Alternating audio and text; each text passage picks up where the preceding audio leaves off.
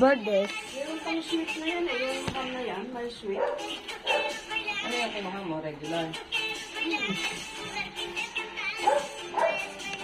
Kasi yung pang-diet yan, hindi kagaya ng flour. Yung puti, yung harina talaga yun.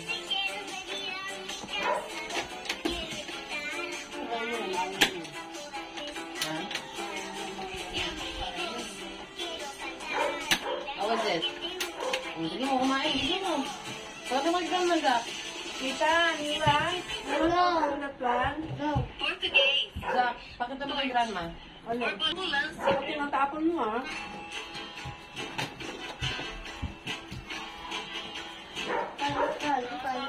Kita, try.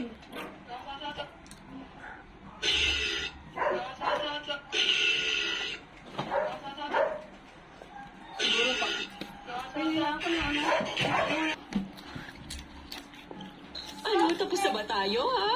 Hindi, ayos lang. Ako nanalo ngayon. Akin ang cards nyo. Bigay nyo na para babalasahin ko ulit ng...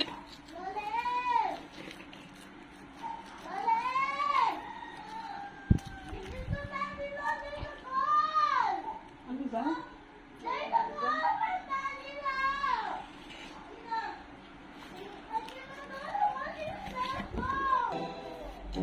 Ba't buhaghag? Hindi ka kasi nag-conditioner. Nakakamangha na ang isang babae mula Davao City parang carbon copy ang babaeng nasa larawan sa exhibit sa National Museum. Paniniwala tuloy ng iba. Baka raw ito kaso na re-inka sa hulma ng mukha. Ayos ng buhok hanggang sa kanyang mga ngiti. Ang babae sa larawan, para raw silang pinagbiyak na bunga. Oh my God, the resemblance. Baka AI lang yun, ate. So, totoo pala ang reincarnation? Sino ang babae sa litrato? Parang may magnetic force na karami-rami po ng art pieces na nandoon. Reincarnation o nagkataon lang? Ang unang naisip ko talaga, is this my second life? Or am I her reincarnation?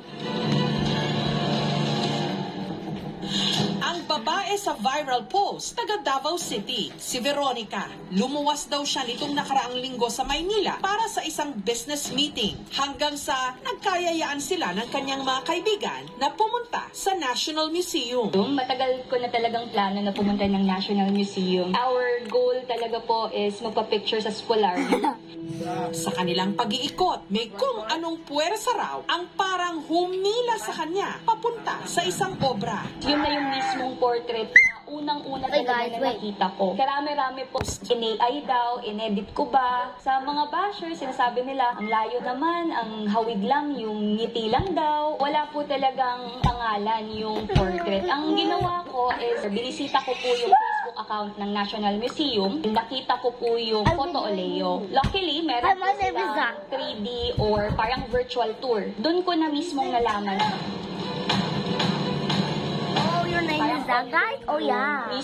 Ito naman ay litratong nakaprint siya sa bakal. Kaya medyo may mga kalakalawang na. Siguro 54, 1955 yan. May hawak siyang bulaklak. Yung kapatid ko nung college, dumaan siya may isang photo studio. Nakita niya yan na nandun sa Stanley. Tapos pumasok siya sa loob. Sabi niya, nanay ko yan, pwede ba bilhin ko na lang? Tapos sabi niya, hindi po, not for sale. Kapatid ko makulit. So, lagi pinupuntahan niya lagi.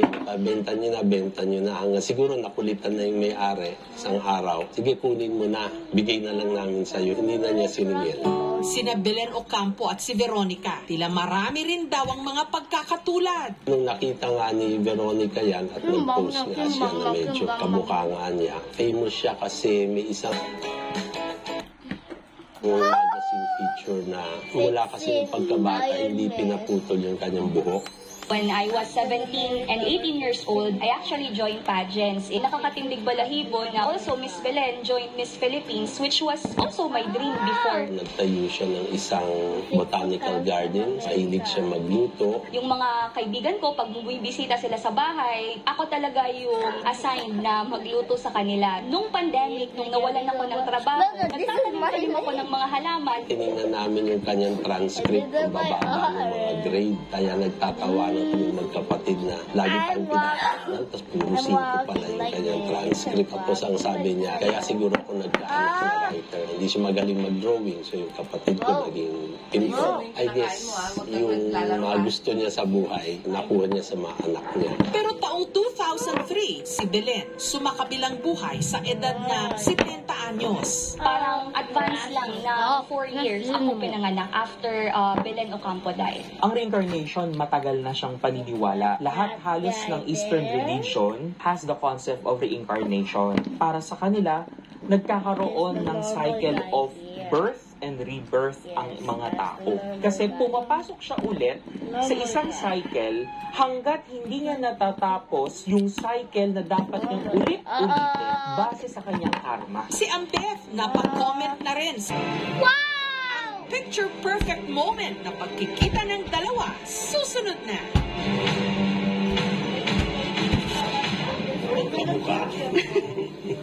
Babae mula sa Davao City. Parang carbon copy raw ang babae sa exhibit sa National Museum. Our laugh lines are very similar. Yung mata, pag nakangiti, pareho pa rin. Iba itong reincarnation. Dito lang si Ambeth. Bye, guys. Habang ini-interview